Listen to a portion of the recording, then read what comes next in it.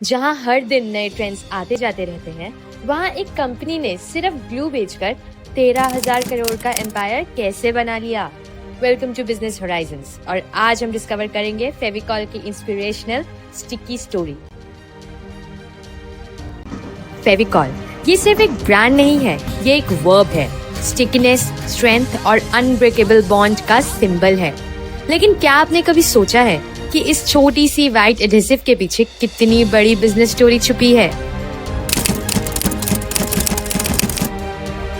फेविकॉल असल में एक कंपनी पीडीलाइट का एक ब्रांड है एंड ये कंपनी सिर्फ डिफरेंट टाइप्स ऑफ ग्लूज ही बेचती है। इस ब्रांड के फाउंडर बलवंत पारेख, जिनको प्यार से लोग बीकेपी या बल्लू भाई कहते थे, गुजरात के एक छोटे से टाउन महुआ की एक जैन फैमिली में पैदा हुए थे। बलवंत जी ने लॉ परस्यू करने के लिए मुंबई के गवर्नमेंट लॉ कॉलेज से अपनी पढ़ाई शुरू करी। उस समय इंडिया पर ब्रिटिश रूल चल रहा था एंड पूरा देश इंडिपेंडेंस की लड़ाई लड़ रहा था। बलवंत जी भी एक यंग सिटीजन होने के नाते इस मूवमेंट का हिस्सा बने।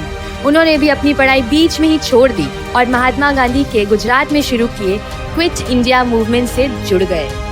लगभग 1 साल तक वो अपने होम टाउन में रहे और इंडिया की आजादी की लड़ाई में एक्टिवली पार्टिसिपेट किया।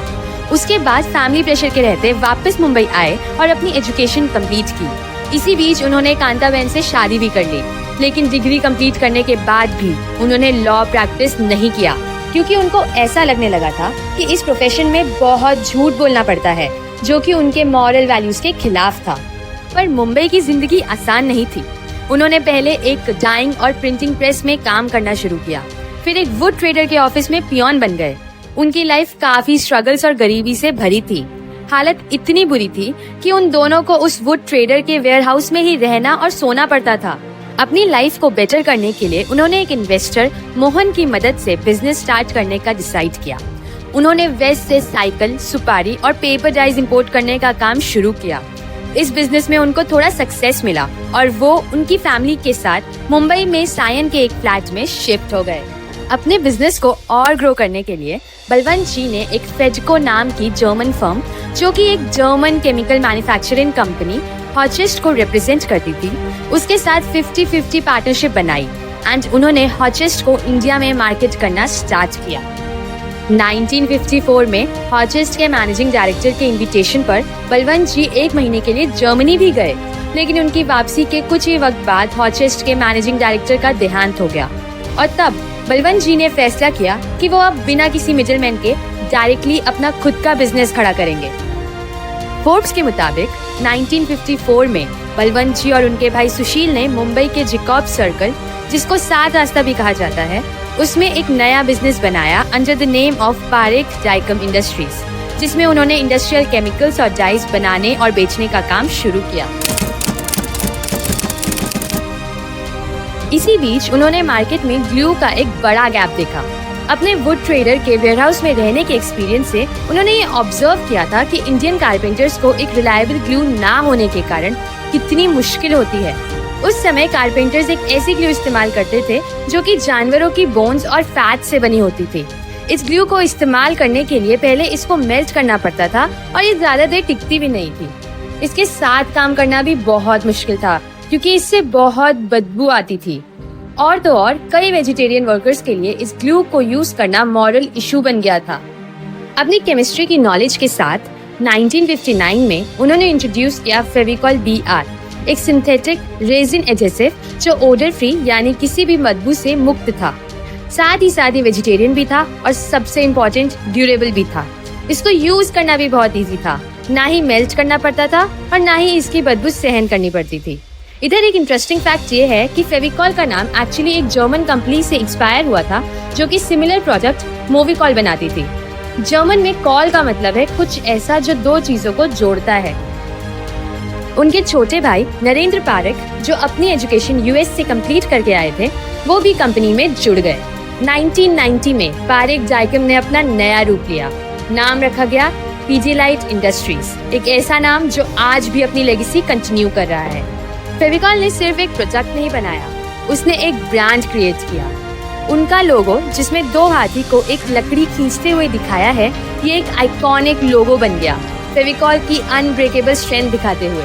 और ये विजुअल लोगों के दिमाग में चिपक गया, बिल्कुल फेविकॉल की तरह। एक आम से दिखने वाले इंडस्ट्रियल प्रोडक्ट जो कि रोजमर्रा की जिंदगी में यूज होता है एंड हम उसे नोटिस भी नहीं करते यूज करते हुए, एक ऐसे प्रोडक्ट के लिए ब्रांड बनाना बहुत मुश्किल होता है। लेकिन फेविकॉल ने ऐसा कैसे कर दिया? एक्चुअली फेविकॉल ने डिस्ट्रीब्यूटर्स को सेल ही नहीं किया, वो सीधा एंड यूजर्स के पास गए जो कि थे कारपेंटर्स। ये एक रिवॉल्यूशनरी मूव था। पीडीलाइट ने अपने कस्टमर्स को समझा। उन्हें पता था कि कारपेंटर्स ही असली डिसीजन मेकर्स हैं, तो वो होलसेलर्स के थ्रू पुश करने के बजाय फेविकॉल के रिप्रेजेंटेटिव्स डोर टू डोर जाकर प्रोडक्ट डेमोन्स्ट्रेट करते थे, रिलेशनशिप्स बनाते और छोटे मोटे पर्क्स भी देते थे। उन्होंने वर्कशॉप्स कंडक्ट किए, फ्री सैंपल्स दिए और ट्रस्ट का नेटवर्क बनाया। इस ग्रास रूट अप्रोच और एक कंसिस्टेंटली सुपीरियर प्रोडक्ट की वजह से फेविकॉल ने प्रोफेशनल सेगमेंट में अपनी जगह बना ली। कारपेंटर्स ही फेविकॉल के सबसे पावरफुल एडवर्टाइजर्स बन गए। इसे कहते हैं वर्ड ऑफ माउथ एडवर्टाइजमेंट। ये सिर्फ ग्लू बेचना नहीं था, ये रिलायबिलिटी, ट्रस्ट और पीस ऑफ माइंड बेचना था, जो कि इंडिया की फर्नीचर इंडस्ट्री की बैकबोन थी।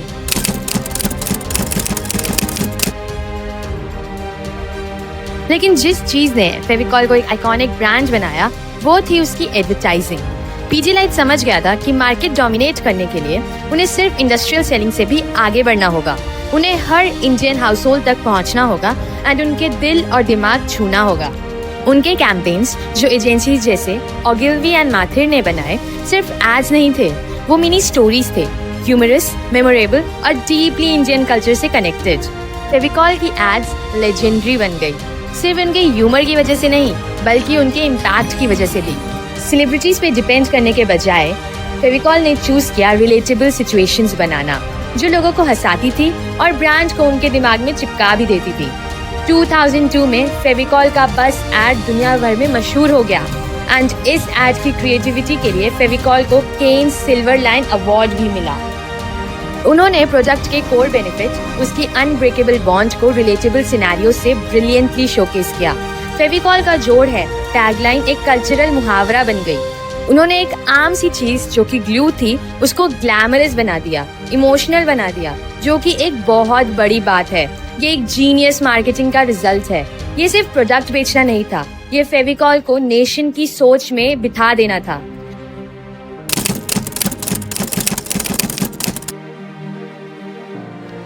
लेकिन पीडीलाइट यहाँ नहीं रुका।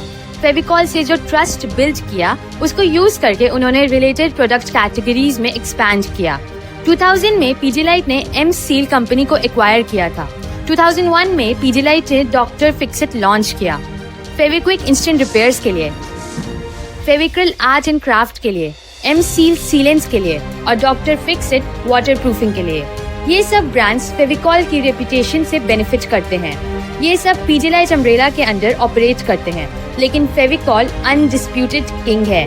जो फैसिनेटिंग है वो ये है कि एक्सपैंड करने के बाद भी पीडीलाइट अपने कोर एक्सपर्टीज पर स्टिक रहा, एडहेसिव और स्पेशलिटी केमिकल्स। उन्होंने अनरिलेटेड वेंचर्स को चेज ही नहीं किया, उन्होंने अपनी स्ट्रॉन्ग होल्ड को और मजबूत किया। ये फोकस अप्रोच बिजनेस स्ट्रैटेजी में एक क्रिटिकल लेसन है। 2004 में पीडीलाइट ने अपना 1000 करोड़ का माइलस्टोन रीच किया। फेविकॉल की सक्सेस सिर्फ इंडिया तक लिमिटेड नहीं रही। 2006 में उन्होंने वर्ल्ड वाइड सेम सेगमेंट की इंडस्ट्रीज एक्वायर करनी शुरू करी, जैसे सर्गेंट आर्ट जो यूएसए की 50 साल पुरानी कंपनी थी। उन्होंने सिंगापुर में रिसर्च एंड डेवलपमेंट सेंटर भी खोला। 2020 में अरलडाइट को एक्वायर किया, जो कि इंडिया में स्टोन फिक्सिंग के एडहेसिव बनाती थी। इसके साथ साथ वो अपनी टेक्नोलॉजी को भी अपग्रेड करते रहे। आज पीडीलाइट अपने प्रोडक्ट्स को 80+ कंट्रीज में मार्केट करती है एंड आज Pidilite more than 70% of Indian adhesive market rule करते हुए ऑलमोस्ट एक मोनोपोली बना चुकी है। फेविकॉल की कहानी सिर्फ ग्लू के बारे में नहीं है, ये एक बिजनेस प्रिंसिपल्स का मास्टर क्लास है। First, understanding your customers. Fevicol ने डायरेक्ट कारपेंटर्स तक पहुंचकर अनवेवरिंग लॉयल्टी बनाई। सेकंड, प्रोडक्ट क्वालिटी, कंसिस्टेंसी और सुपीरियर परफॉर्मेंस उनके लिए नॉन नेगोशिएबल थे। Third, brilliant marketing. उन्होंने एक आम से प्रोडक्ट जो कि शायद नोटिस भी नहीं करता कोई यूज करते हुए उसको आइकॉनिक एडवर्टाइजिंग से ग्लैमरस और कल्चरली रेलेवेंट बनाया। Fourth, focused innovation. उन्होंने अनरिलेटेड वेंचर्स को चेज ही नहीं किया, उन्होंने अपनी स्ट्रॉन्ग होल्ड को और मजबूत किया और उसी कैटेगरी में और भी सुपीरियर प्रोडक्ट्स बनाए। And fifth, patience and perseverance. एक ब्रांड बनाने में डेकेड्स लगते हैं, दिन नहीं। कंसिस्टेंट एफर्ट्स और मुश्किलों का सामना करते हुए धीरे धीरे उन्होंने एक ब्रांड बनाया। पीजीलाइट के फाउंडर बलवंत पारेख सिर्फ एक बिजनेसमैन नहीं थे, वो एक लीडर और एक इंस्पिरेशन थे। जिन लोगों ने उन्हें करीब से जाना, उन्होंने हमेशा उन्हें एक रिमार्केबल पर्सनालिटी कहा, एक ऐसे इंसान जो ह्यूमन साइंटिफिक टेम्परामेंट रखते थे और जिनका फोकस था लेगेसी ऑफ नॉलेज और गुड मॉरल वैल्यूज क्रिएट करना। बीकेपी हमेशा लोगों से जुड़कर रहते थे, जो भी उनके पास आता वो उनकी जिंदगी का एक इम्पोर्टेंट हिस्सा बन जाता। उनकी एक और पहचान थी, वोराशियस लीडर होने की। उनकी पर्सनल लाइब्रेरी में literature, science, law, medicine, psychology सभी सब्जेक्ट्स की किताबें थी। बलवंत जी समाज के लिए काम करने में भी हमेशा एक्टिव रहे। उन्होंने गुजरात में 2 स्कूल, एक कॉलेज और एक हॉस्पिटल एस्टैब्लिश किया। भावनगर के साइंस सिटी के डेवलपमेंट में भी उनका बड़ा योगदान रहा। तो अगली बार जब आप उस फेमिलियर व्हाइट ग्लू बॉटल को हाथ में पकड़ें, तो याद रखें आप सिर्फ ग्लू नहीं पकड़ रहे हैं, आप इंडियन बिजनेस हिस्ट्री का एक पीस पकड़ रहे हैं, एक टेस्टामेंट की एक clear vision, deep customer understanding और एक अनब्रेकेबल ब्रांड स्ट्रैटेजी से क्या हो सकता है।